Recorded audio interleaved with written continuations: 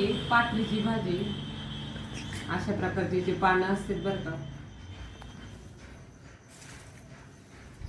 ह्या भाजीमध्ये भरपूर प्रमाणात कॅल्शियम असतं, त्यामुळे आपली जी हाडं आहेत ती मजबूत राहतात. तर आपण ह्याची आज भाजी बनवणार आहोत. तर ह्यासाठी व्हिडिओ शेवटपर्यंत बघा. ही भाजी कशी करायची. आता ह्या भाज्या ज्या आहेत ह्या गवतावरचे जे फवारे निघलेले आहेत गवत जाळायचे, त्यामुळे ह्या भाज्या आता नाहीशा होत चाललेल्या आहेत. अगदी तुरळक तुरळक ठिकाणी सापडतात. तर आपल्याला अशी मिळालेली आहे, तर आपण हिला आता चांगली मस्त बनवूयात. तर चला. ही आहे पाथरीची रानभाजी. आता ही भाजी ना पावसाळ्यातच येते बरं का, आणि अगदी एखादा गवताचा प्रकार असल्यासारखा आहे, त्याच्यामुळं ती नैसर्गिकरित्याच उगल्या जाते. म्हणजे आपलं जी थोडंसं बी पडत असेल ते पाऊस वर्षभर तसंच मातीत राहतं आणि त्यानंतर ही भाजी उगते. तर ही भाजी करण्यासाठी भाजी अगोदर स्वच्छ धुवून घ्यायची, त्यानंतर बारीक चिरून हिला गरम पाण्यात उकळून घ्यायची. साधारणतः 3 ते 4 मिनिटं छान उकळून घ्यायची. त्यानंतर हिला गार पाण्यात घालून ठेवून द्यायचं. तोपर्यंत इकडं मसाल्याची तयारी करून घ्यायची.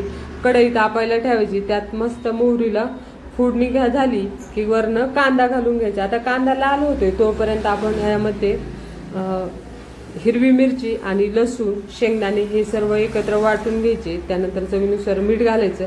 मीठ घातलं म्हणजे कांदा काय होतो लवकर लाल होतो, त्याचा फायदा आपल्यालाच होतो. ह्या पातळीच्या भाजीचा आपल्याला सर्वात महत्त्वाचा फायदा म्हणजे आपली जी पचनक्रिया आहे ती एकदम लवकर सुधारते. त्यामुळे अशी पातळीची भाजी आपण पावसाळ्याच्या सीझनला खाल्ली पाहिजे.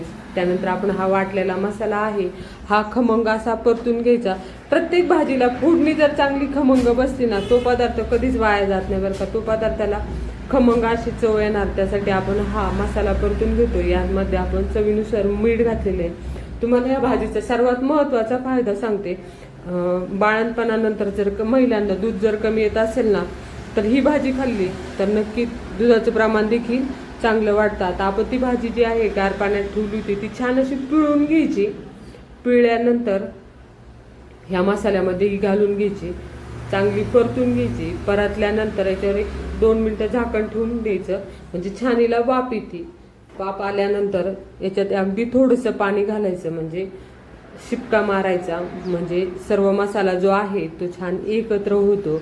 त्याचप्रमाणे ह्या पातळीच्या भाजीचा अजून एक फायदा म्हणजे आपल्याला जुनाट एखादा त्वचा रोग जर असेल तर वारंवार ही भाजी खाल्ल्याने तो त्वचा रोग देखील नाहीसा होतो. अशी ही बहुगुणी अशी ही पातळीची भाजी करायला तर तुम्ही पाहिलं किती सोपी आणि किती झटपट होते.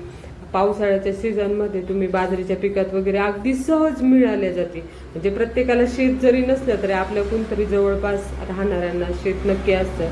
तर तुम्ही अशी भाजी पातळीची वारंवार पावसाळ्यात आणत जा आणि खात जा, कारण की ह्याचा आपल्या शरीराला भरपूर असा फायदा आहे. जसं आपण पिझ्झा बर्गर बाहेरून आणतो ना, त्याच्यापेक्षा ही भाजी तुम्ही एकदा नक्की आणा आणि नक्की करून बघा.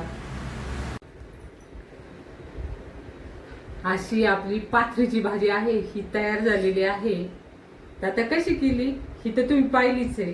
तर आता पटकन व्हिडिओला लाईक करा, चॅनलला सबस्क्राईब करा. आणि आता मस्त मी गरमागरम भाकर करते आणि खाते, आणि तुम्ही पण करून खा बरं का. आता सध्या बाजरीचं सीझन चालू आहे ना, शक्यतो ही भाजी ना बाजरीच्या पिकात जास्त सापडते. आता तुमच्या इथं बाजरी नसेल तर शेजारी पाजारी लांबचं नातेवाईक जवळचा नातेवाईक कुठे पण शोधा, पण पाथरीची भाजी नक्की करा. बाय.